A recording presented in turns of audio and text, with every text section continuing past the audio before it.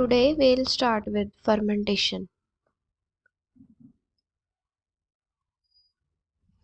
So fermentation is derived from a word that is fervere.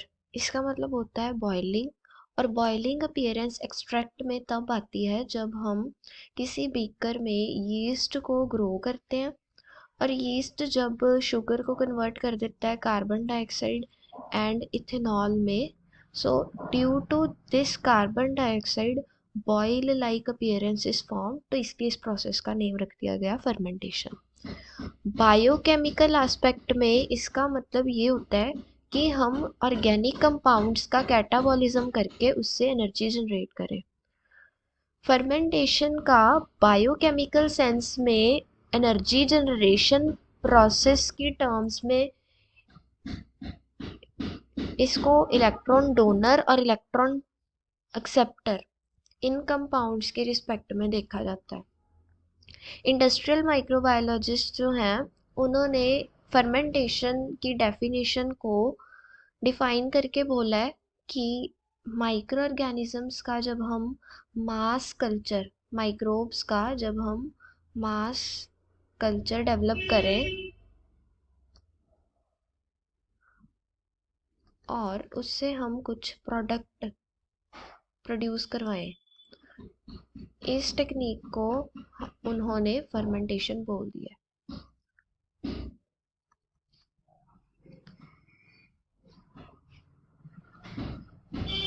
Commercially important fermentation basically 5 types की हैं। Fermentation ऐसी fermentation जिससे हमें कोई बायोमास मिल रहा है, जैसे फॉर एग्जांपल एससीपी हो गया, सिंगल सेल प्रोटीन्स हो गए, ठीक है, या हमें कोई प्रोडक्ट मिल रहा है जैसे इंसुलिन, या हम बात करें यीस्ट की, इसके बारे में हम आगे बात करेंगे, ठीक है। और ऐसी फर्मेंटेशन जिससे हमें कोई एंजाइम मिल रहा है जैसे कि अमाइलेज एक्सेट्रा, या जिससे हमें कोई मेटाबोलाइट मिल रहा है। अब ये मेटाबोलाइट प्राइमरी भी हो सकता है, सेकेंडरी भी हो सकता है, जैसे एंटीबायोटिक की बात करेंगे,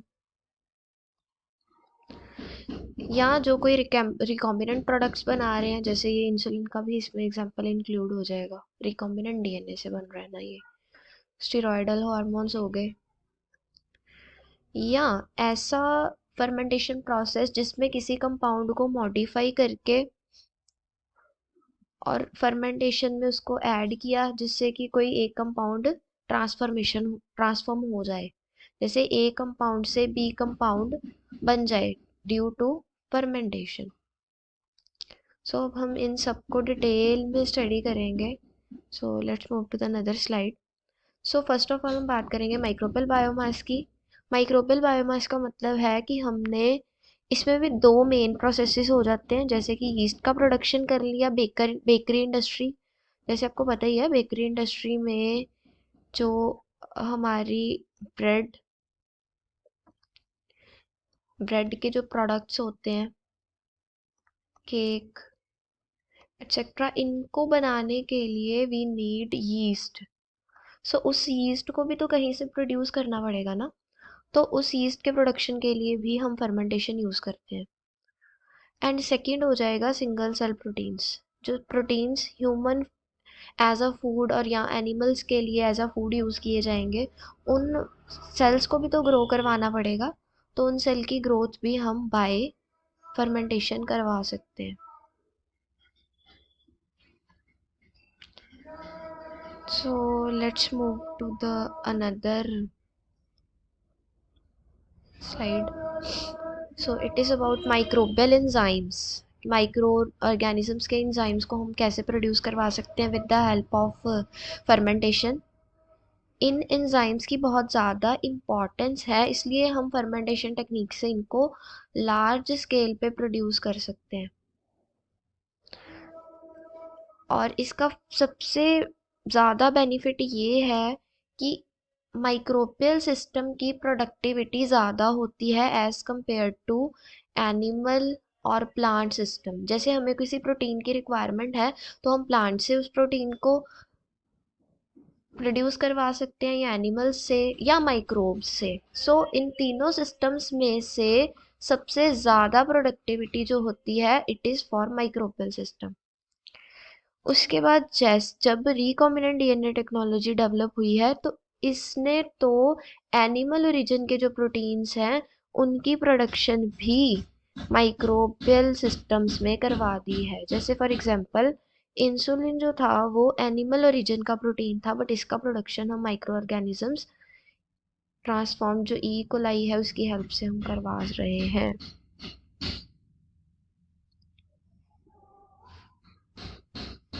अब इसके कुछ एग्जांपल्स हैं, जैसे बेकिंग एंड मिलिंग इंडस्ट्री में डो की विस्कोसिटी को इंक्रीज करने के लिए, फर्मेंटेशन की एक्सेलरेशन करने के लिए, लो ऑफ वॉल्यूम इंक्रीज करने के लिए, क्रम्ब सॉफ्टनेस को इम्प्रूव करने के लिए, फ्रेशनेस की मेंटेनेंस के लिए, डॉट टेक्सचर की इम्प्रूवमेंट के लिए, मिक्सिंग टाइम की रिडक्शन के लिए, और लो वॉल्यूम इंक्रीज करने के लिए हम दो तरह के एंजाइम यूज करते हैं, अमाइलेज एंड प्रोटीज। और इन दोनों का प्रोडक्शन फंजाई और बैक्टीरियल ओरिजिन से हो रहा है with the help of fermentation.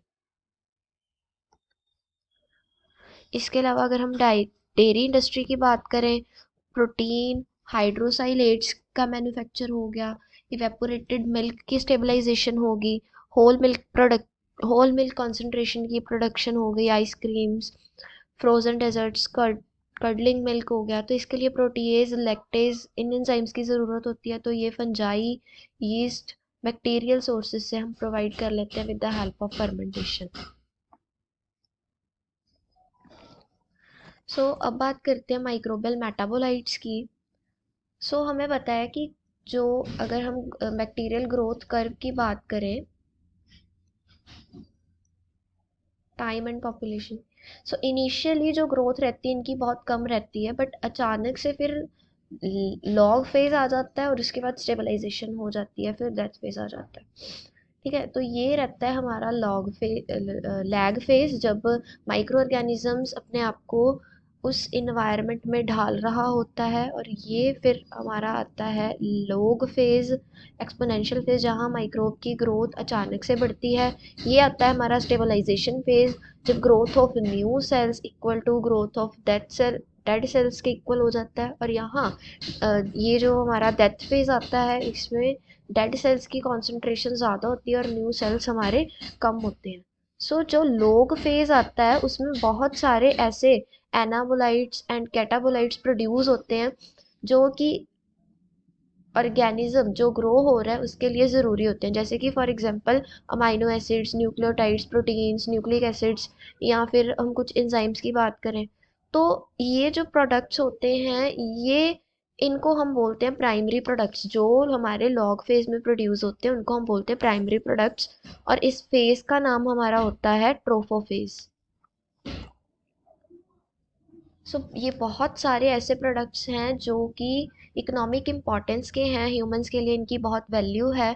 तो वाइल्ड टाइप जो नेचुरल माइक्रोब्स हैं उनमें तो इन प्राइमरी मेटाबोलाइट्स का प्रोडक्शन कम होगा। सो एक माइक्रोबायोलॉजिस्ट क्या करता है, इन वाइल्ड टाइप ऑर्गेनिजम्स को चेंज मॉडिफाई करके ऐसे मॉडिफाई कर देता है कि उसकी बॉडी में प्राइमरी मेटाबोलाइट्स का प्रोडक्शन इंक्रीज हो जाए।